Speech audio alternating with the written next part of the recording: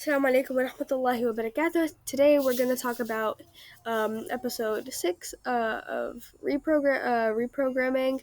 And yeah, so we're going to talk about reprogramming traditional Islam. First, let's say what are we actually fighting against? You should have watched the deprogramming modernism. Before this, we are reprogramming anti-modernism traditional Orthodox Islam. Why? Because it's the real Islam. Okay, so listen up. What are modernists? Okay, modernists are people who decide that they're going to try to identify as Muslim so that they can get the next life. And they're also going to try to identify as Westerners so that they could get this life. But the problem is that in the end, they did jack of all trades, yet master of none. No group will accept them. Okay, on that day, the modernists, on the day of judgment, the modernists are going to be like, yeah, that guy wasn't from us. And Allah subhanahu wa ta'ala will say, you think he acted like my servant? No, he was a rebellious servant. Okay? It's like they don't realize that the whole the whole core of the Western theology is rebellion and the core of Islam is submission. So they feel like they don't have to practice Islam as long as Islamic, but they still think that just because they know in their heart that Allah is the one true God and that they should pray and they should do, fasting and wear hijab and all those other things, they think that they're still gonna make it. And I'm here to tell you, who do you think you are? You are one amongst 8 billion other people. What would make it so important to that what would make yourself so important that God says, well, he knew deep down in his heart that it was only me who was fueling his success. Sure, he didn't act upon it. He didn't say he wasn't thankful for it, but he did know that I was the true God and this was the last messenger, and that you are supposed to pray and you are supposed to fast, you are supposed to follow the rules, and you're supposed to do all of that. So in the end, it's just you're going to end up having a very, very wrong perception of your future. It'll be very sad, okay? Imagine if you think you've won something, and then on that day, it's not just that you haven't won it, it's that you are going to be entered into a tormenting fire. Fire is the one thing that people don't play with. Let me tell you something. You have YouTubers that do crazy things like skydiving and stuff, but nobody walks into fire. Why? It's just too risky, okay? And that's why when somebody's trying to pull off a really crazy stunt, like for example, there's a bicyclist who wants to do something that nobody has ever done before, they're going to go and jump in a ring of fire because no one wants to play with fire. God has picked that punishment very, very logically and very wisely. He says, I know what my creation can't stand. Okay? He has given us the entire script. He has given us the pen in our hands. He says, write your story, impress me, and I will enter you into paradise with mansions, with flowing rivers underneath. Okay? So, essentially, modernism is what, if you look at Surah Mujadila, it's chapter 58, verse 14, it says, have you not seen those hypocrites who ally themselves with the people with whom Allah is displeased? They are neither uh, they are neither with you nor with them, and they swear lies knowingly. Okay, so I'm sorry, but like, reality check, especially for Eastern people who try to be modernists, they go ahead and they like think that if they wear makeup and wear jeans, then they'll be fine. Dude, the second they see your race, they'll know you're not a classic American. And even if let's say you have you're in a minority group modernist club, second they hear your accent, you're done, okay? Allah subhanahu wa ta'ala is the only not racist person. Okay.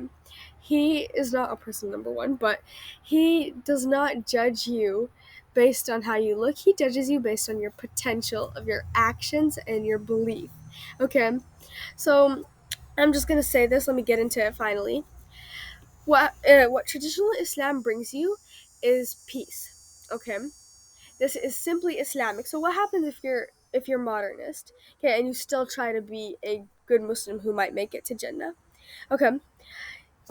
Remember, not being a modernist doesn't mean you can't live in a mansion. It just means you live in a mansion, but when it's time for salah, you go up to a empty room and pray.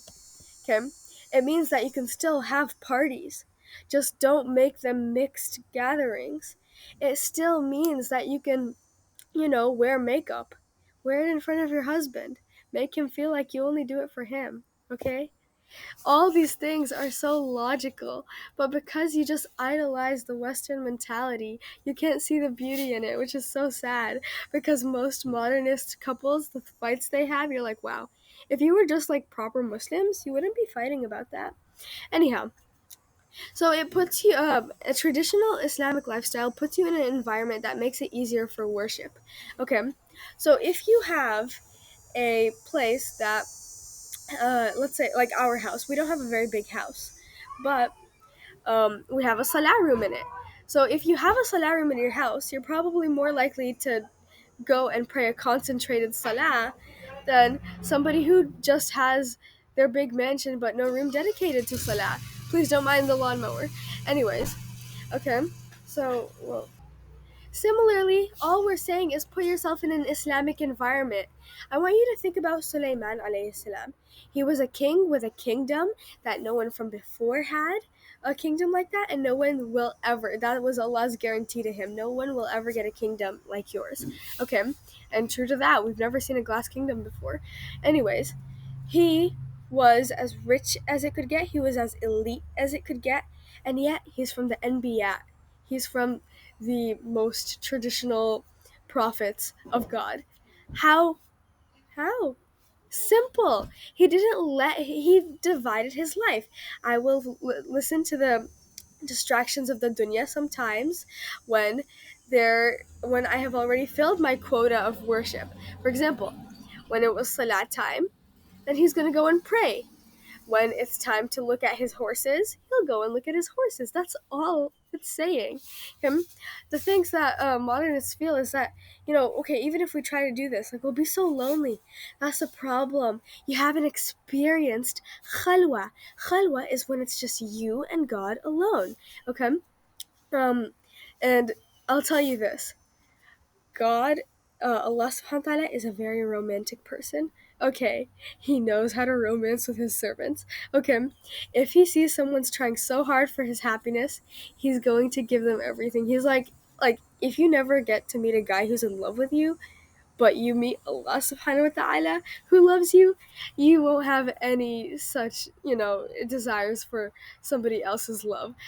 The love that Allah subhanahu wa ta'ala gives you when you start acknowledging it, it's immense, y'all. It's so much. Okay, you just feel it and you're like, wow. The one who owns all 8 billion of these servants on earth, he loves me. That's great. Okay. And the thing about modernists is that they don't want religion like how dieters don't want carbs. Can you survive without carbs?